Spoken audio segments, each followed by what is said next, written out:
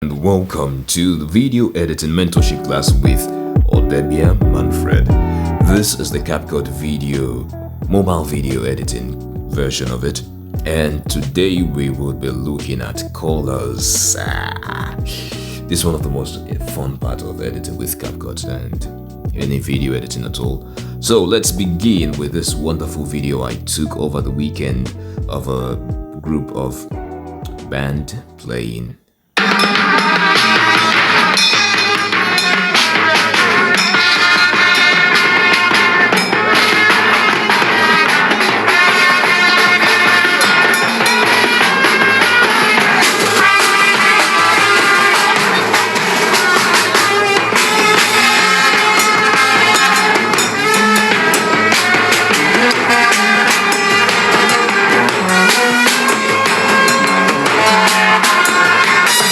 Alright, so you've seen enough of that video. Now let's correct some of the colors in this video. One thing I love about this video, first of all, is that it looks pretty colorful. And let me increase my brightness a little bit here so that you also be able to see it properly. And it looks pretty colorful already, right? But we can do much more. We can do much more to this. And I'll try with another video, but let's begin with this one first. So, colors. We'll click on our video and we would move quickly to adjust, as if you want to do this manually. CapCut has filters for those of you that prefer just choosing it yourself. So you can use CapCut's preset filters if you feel like. But don't click on the pro ones except you've got a pro account. But all of these filters you can create. You can edit and create your own version of it if you want to. But this is not for presets. Let's talk about how to do it manually. So we'll go to adjust filters, none. Let's go to adjust and color match. Would have used color match, but it's not. So color match does this. You can pick a movie, or let's say, so let me look for something. Let's say in my downloads, I've got too many, so let's even try real racing. And let's say I select this. It'll try to match the color, the way the colors are represented in that image. But color matching is not what we're doing, and it's a pro feature. So let's go to brightness. You can actually increase the brightness of the image, but I think the brightness of this one is pretty good already, so no need. So once we do that, we come to contrast. Contrast here is touching on the shadows. So when we drop it, you can see that it's a little bit hazy. By the time we increase it again, it's no longer that much hazy, but there's too much dark areas. So let's turn that down. I think 10 is a pretty good space. Saturation just basically is the intensity of all the overall colors. So you see, as I boost saturation, it's looking the red becomes redder, the yellow, the gold, the green, everything becomes popping.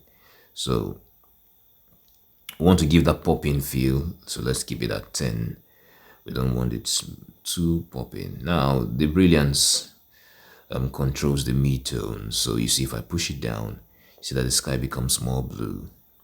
So I can push this down a little bit to this point. So the mid-tones in the not so bright, not so dark areas, and we can put that down. So this is actually where it gets interesting. HSL. Now HSL allows you to edit individual colors. So it has 8 palettes. So we have this 1, 2, 3, 4, 5, 6, 7, 8. I can tone down the red. I can even take it out totally. If I don't want to take it out, I can change the colors a little bit and increase it. I can make it pink. I can drop it down and make it gray. So everything that is red in this image becomes gray. You can pick the yellow and drop it as well. but let's keep yellow up a little bit. So I'm just trying to show you something. We'll change the intensity, I mean the hue. Well, let's keep hue a little bit there. And want to drop the light. You can see some of the yellow parts are changing already. So we increase that a little bit, go back to the red. And the moment we boost red, we boost the white. So the lightness, that's the brightness of the red color. The moment we make it high, it becomes so bright. So we can dampen that a little bit, or else the red will just be popping on everybody's legs. But yeah, that's what we want to achieve, right? And we get to the greens. See, if you notice, once I slide down, the trees are no longer green, but we want to make them pop natural colors a little bit, not so much artificial. And we do this and play the video so that we can see.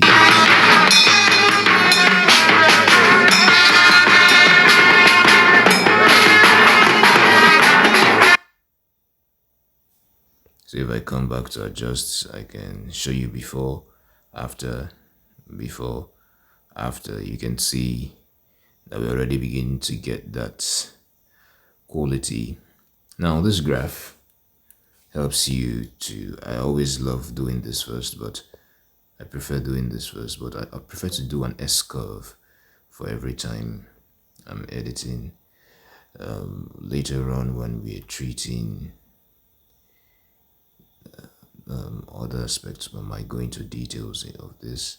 So this is this area controls your high tones, and this controls the shadows.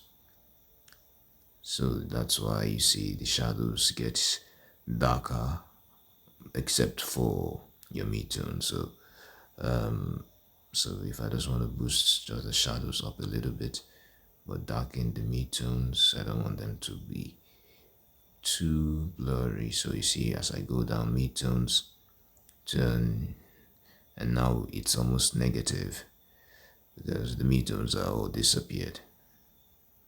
So we can keep it at this so that we can still see the sky a little bit.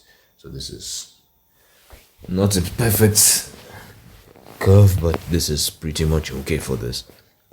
We'll come to the highlights, and I think I'll leave the highlights at 6. Come to shadows, and yeah, I think I need to add a little bit of shadows here, and I don't like going too far. 10 is okay. We come to blacks, still almost the same thing as shadows, but this is usually referring to black areas in the image or the video file, and we do that. Now fade obviously will refer to how sharp the picture is looking, or how faded it is. And then we move to temperature. So temperature would add blue or yellow to that. So if we add more blue to it, it looks bright. If we add more red to it, we can make it a little bit different. So blue, red, blue. Blue makes it lively, red makes it look like a burial, which actually it is. Blue gives them a much more. So let's keep the temperature at 15. That's good.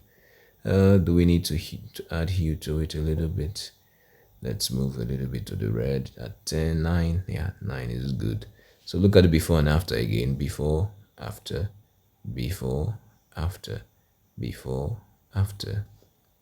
And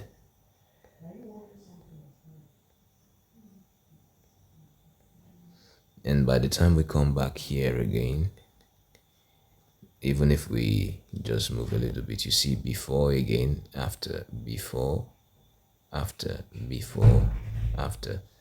And I want their skins to pop. So let's go back to HSL. We want their skins to pop a little bit. So this brown actually controls skin color. But in this case, you can see it's controlling the gold on the cap as well. So you would have to be careful a little bit on how you move that about. And Let's pop that. And if we play the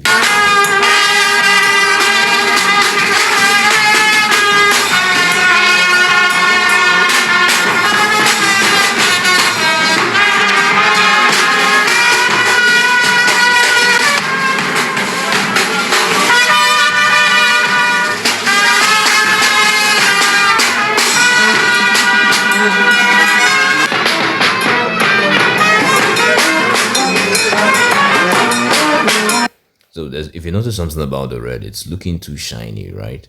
So we drop it so that the shadows on it can be visible. We can make it intense red. Let's keep it at 20, keep the light also at, let's say, 25, and play it again, and you see.